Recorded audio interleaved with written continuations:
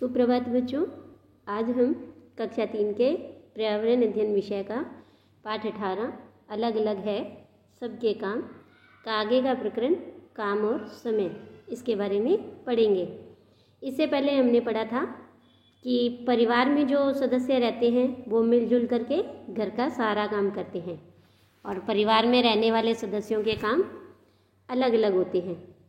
फिर हमने देखा कि जैसे कई तरह के कारीगर हैं, लोहार है, दूध वाला है, दुकानदार है, कचौरी वाला है, फर्नीचर वाले हैं। इस तरह से कई तरह के अलग अलग प्रकार के व्यक्ति अलग अलग तरीके से हमें अपनी सेवाएं देते हैं। और आज हम पढ़ेंगे ऐसे ही अलग अलग काम का जो समय है वो भी अलग अलग होता है। तो चलिए करते हैं शुरू काम और समय कि हम अलग अलग समय में अलग अलग काम करते हैं। कुछ काम हमें नियत समय पर ही करने चाहिए, जैसे कि दांत साफ करने का कार्य सुबह उठते ही और रात्रि में सोने से पहले करना चाहिए। काम करने के साथ साथ आराम करने का समय रात्रि में होता है कि जैसे हम दिन भर काम करते हैं उसके बाद हमें थकान हो जाती है, तब जो आराम करने का समय है वो रात्रि में ही होता है। बच्चों को सामान्यतः 8 घंटे की नींद लेनी चाहिए और सोने से पहले 2 घंटे पहले भोजन करना चाहिए। इससे शरीर स्वस्थ रहता है। तो देखो कि हम कौन कौन से समय पर कौन कौन सा काम करते हैं। तो नीचे जो घड़ी के चित्र दिखाई दे रहे हैं आपको, इसमें हमें अपनी दैनिक दिनचर्या के समय को अंकित करना है। जैसे सबसे पहले है सुबह उठने का समय कि आप कितने बजे उठते हैं। तो देखो हम सुबह 6 बजे उठते हैं। कितने बजे? 6 बजे। और विद्यालय जाने का समय तो जैसे हम 9:30 बजे जा सकते हैं विद्यालय। तो ये इस तरह से छोटी सुई 9 से थोड़ी ऊपर और बड़ी सुई 6 पर।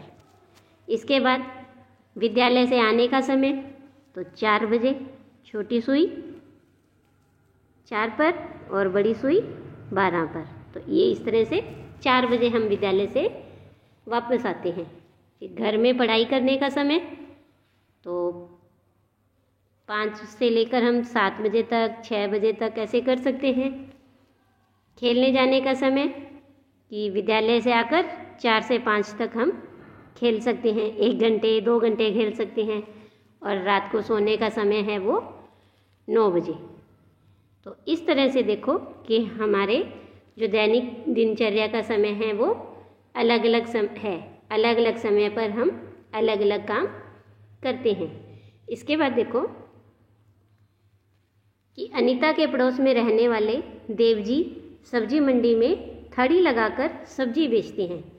उनका पुत्र राकेश पहले विद्यालय पढ़ने जाता था। धीरे धीरे सब्जी की थड़ी पर काम बढ़ने लगा तो उसके पिताजी ने उसे पढ़ाई छुड़वाकर अपने साथ थड़ी पर सहायता के लिए बैठा लिया। अब वह रोजाना पिताजी के साथ सब्जी बेचने में सहायता करता है। एक दिन जब राकेश घर पर आया तो उसके मुंह से बदबू आ रही थी।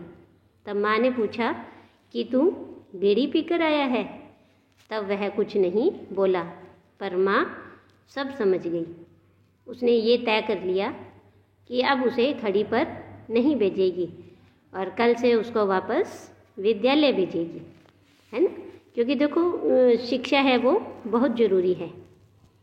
तो इसके बाद देखो अब उसे याद आया कि राकेश के गुरुजी पिताजी को कहते थे कि शिक्षा का अधिकार कानून लागू हो गया है, इसलिए राकेश को विद्यालय भेजना जरूरी है। और उसके साथ यह भी निश्चय कर लिया कि जब राकेश की बहन बड़ी हो जाएगी तो उसे भी विद्यालय जरूर भेजेगी, वह खूब पढ़ाएगी। तो इस तरह से देखो कि जो शिक्षा है वो अब शिक्षा प्राप्त करने का एक अधिकार है और ये इसको कानून बना दिया गया है।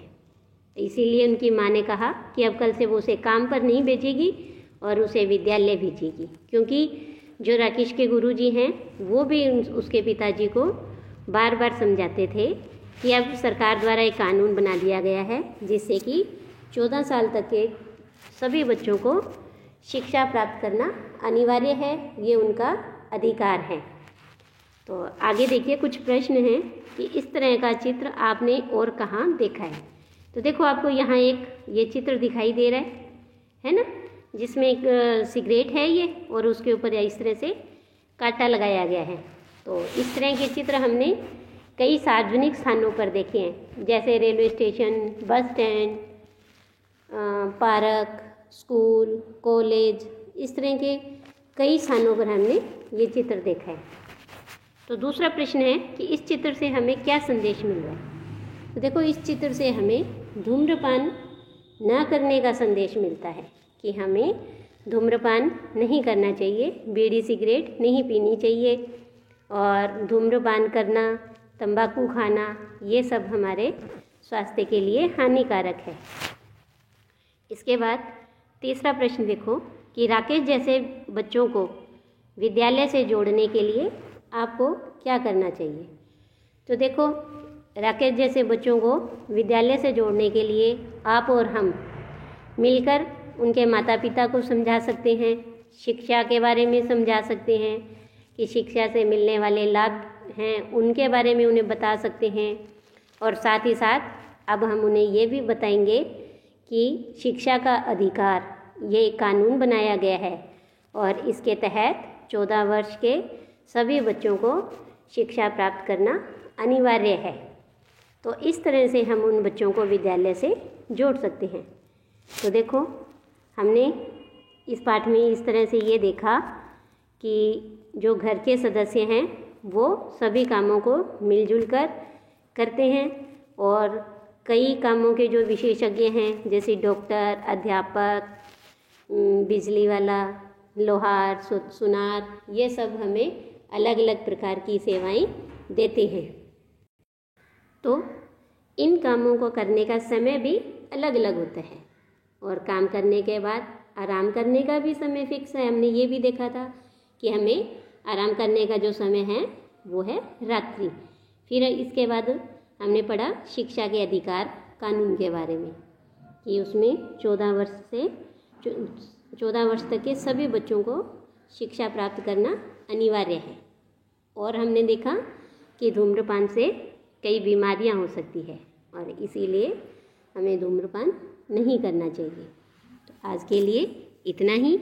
धन्यवाद।